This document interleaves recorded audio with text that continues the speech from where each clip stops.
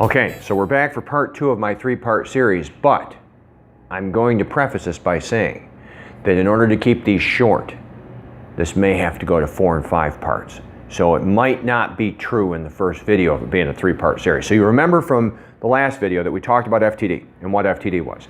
Now it's important to remember that FTD was a member-owned entity. In other words, the florists all had a say in what the institution did and what it was.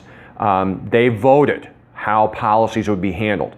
Many of you may be old enough to remember, for example, the series of commercials that lasted for a number of years that had Merlin Olsen in them, the football hero who became a great announcer for football, a beloved football announcer, sports guy, man's man.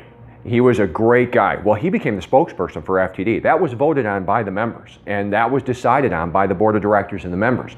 At that time, FTD was not a publicly owned company or even a privately owned company. It was owned by a co-op of florists.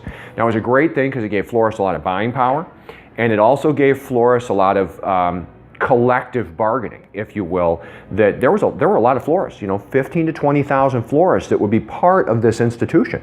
So it was a pretty big deal to be part of FTD, and they were again the gold standard.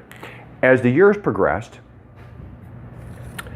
a number of other wire services came on board. AFS was a big one. Teleflora became big.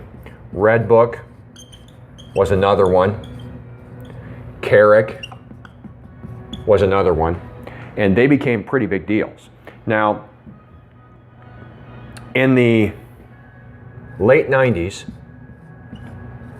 FTD came and said, we have an offer from a major investment firm that wants to buy the co-op, and we want to sell it. The majority of the membership voted to sell it. There were a number of people like my grandfather and the guy that mentored me in the business at Eastern Floral in Grand Rapids, both of whom have since passed away. They were both from the World War II generation. They both said the same thing. This sale, if it goes through, is going to destroy the industry. Radically change the way people buy flowers and see flowers. I thought they were full of garbage because I was young and arrogant, and now I'm old and arrogant, so I was just young and arrogant at the time. But they were very right in that regard. A lot of things that came around that they could see that I didn't see. I just saw we were getting a big check for doing nothing but being members of FTD. And it was pretty great. That was a big deposit in the checking account. I remember getting that check. I was running my grandpa's store that day. But I'll never forget that conversation that my grandpa and I had in my office at that flower shop that I used to run for my grandparents up in Michigan. This is going to kill the industry. And I will explain more about that in another video.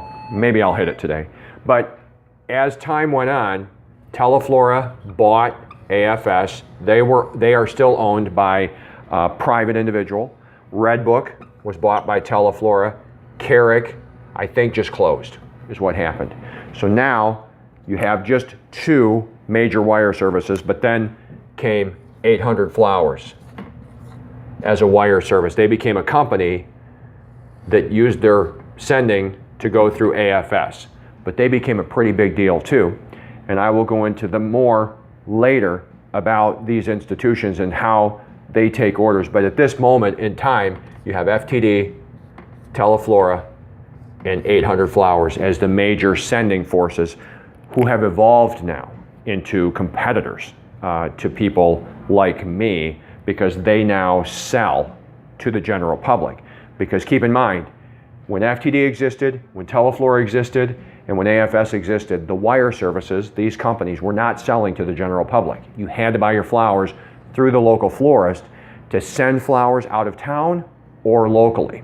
All that changed when FTD sold, is what happened.